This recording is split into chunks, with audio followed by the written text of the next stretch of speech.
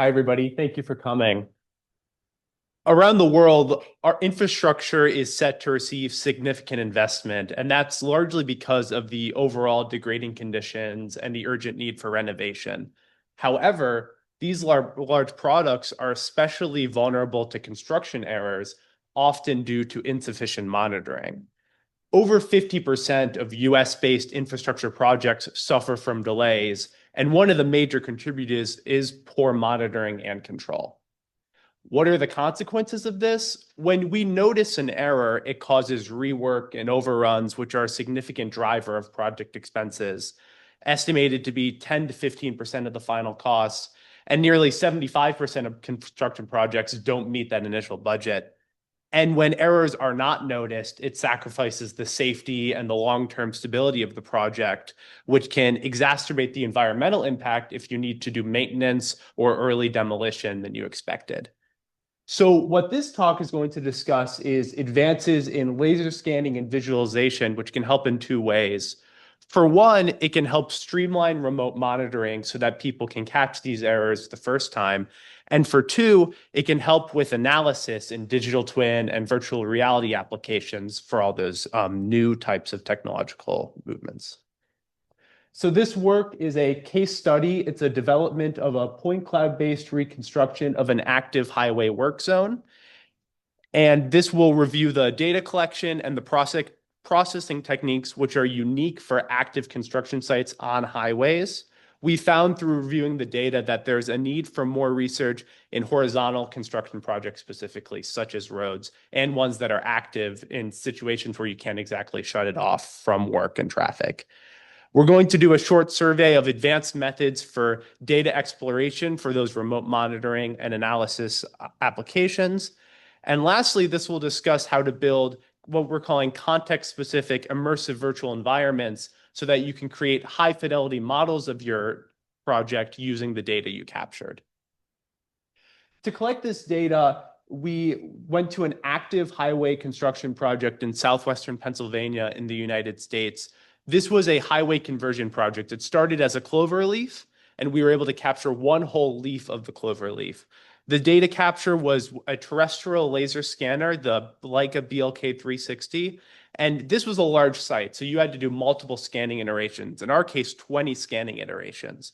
And so we made sure that even though this device has a range of 60 meters, all of the scanning iterations were shorter than that, such that there was lots of overlapping data and everything could be aligned. That initial alignment happened by means of consensus maximization so that it could all be there. And as we went through the site, we had low density previews on our device so that we made sure we had a full coverage map. This image here is the raw data as exported from the laser scanner. This is the 20 scans. It's over 500 million laser scanning points. As you can see here, it's a very dense laser point cloud. However, there is lots of noise on here which needs to be processed out. For starters, this was, as I said, an active highway work zone. There were cars driving down at 70 miles per hour or about 110 kilometers per hour. And as they're driving down, the points are partially captured. It gets a little bit of the vehicle, but then the vehicle's gone during the same scanning iteration. And by the time you move the scanner and keep going, the car's way out of the zone. Additionally, as you could see in this right lane up towards the top, cars have windows, which are glass and mirrors. And so as the lasers reflect, it'll capture other things, which is inaccuracies. You could see road signs, which are all scattered throughout the road, which is, of course, not an accurate representation of the scene. Additionally, since this was active, construction was going on. And so there are workers wearing high-vis vests and construction vehicles. They're not going 70 miles per hour in this case, so they're a little bit more apparent, but they still need to be processed out because it's not an accurate representation. And lastly, we have these floating points, the type of salt and pepper noise you get in a lot of data capture. These need to be processed out as well. So in order to do this, we proposed a two-step semi-automated technique. The first was automated coincident point removal. As mentioned a few slides ago, the scanning iterations were capable of being done 60 meters apart, but we intentionally overlapped them. So from the 500 million data points, how many millions of them are identical between scans? Those need to be removed to make the file more operable. The next step was noise removal through both automated statistical outlier removal, which does as it suggests, it removes the statistical outliers, and the exact parameters are described in the paper. And then manual segmentation, where we went through each individual scan and we removed points which were clearly incorrect, that noise from the moving vehicles and stuff like that. Here's a photo example of the first scan that was taken. As you can see here, the points from very far away are less accurate because as you get further from the scanner, the accuracy starts to drop. And all types of noise and inaccuracy in the reflections, such as this little car piece that was there from a window reflection, they all had to be removed. Not only is this a more accurate representation of the site, it's also about an 80% drop in the file size, which significantly reduces the computational requirements. So then from this scan, once you have the polished data set, you can begin to perform remote inspection tasks. For example, the simplest approach would just be accessing the point cloud via a software or your CAD or BIM workflow.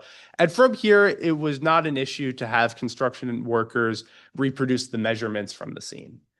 Additionally, what we were able to experiment with was viewing the model in 3D on a holographic interface, which allows you to do the same task. You can perform measurements, you can make construction observations about the status of the project. However, you don't have the constraints of both the 2D interface on the desktop and also most 3D is done through a VR headset that has some constraints as well. Lastly, what we'll discuss is the immersive virtual environments component. You can use a head-mounted display to access the point cloud. And the first method would just be to open it in Unreal Engine and some type of program such as that, and you can walk around it just like any virtual reality software. Additionally, we were able to materialize the point cloud into a game engine type program for a more high fidelity and realistic experience.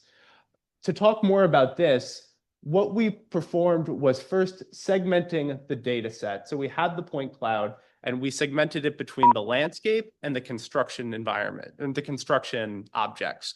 So the landscape would be the ground and all the elevation and earthwork that's been performed.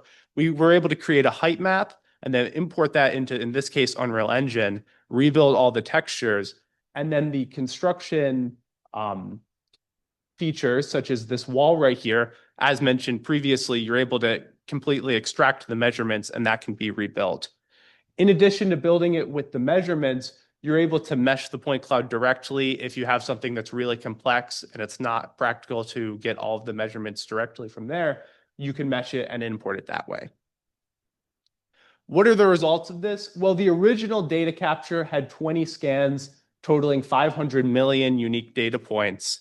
The clean data capture had 75% of the points removed after that coincident point removal, and then a cumulative 87% after the semi-automated other noise techniques.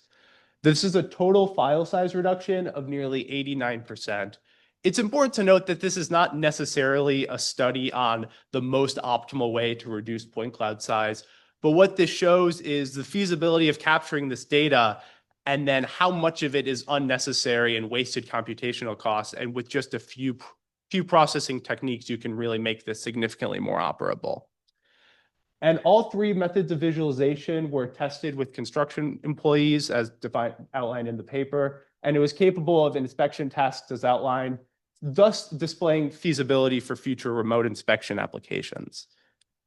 So the conclusion of this project, this workflow went from the laser scanning to the data processing to the multi-platform visualization. The future directives we want to go with this, first of all, would be a more quantitative usability study. This project was able to show some feasibility. However, we want to show more objective measurements, such as which ones are easier, which one have higher cognitive loads. The next step, which we've already started to outline, is using that virtual environment, we can build context-specific VR simulations. For example, if you're a construction employer, you might have a construction site that you want your employees to train on without actually being there in person. And so using this workflow, you'd be able to build it in virtual reality. It'll be geometrically identical or very similar to the real site. And now you can build simulations on top of it for your training. Lastly, the definition of a more novel framework for developing immersive virtual environments from laser scanning data. This showed some feasibility, and by developing a framework, it would help more in both academic and industry applications. I would like to thank the funding for this work. It was done by the iRise Consortium at the University of Pittsburgh and my lab there at the Discover Lab. Thank you, everyone.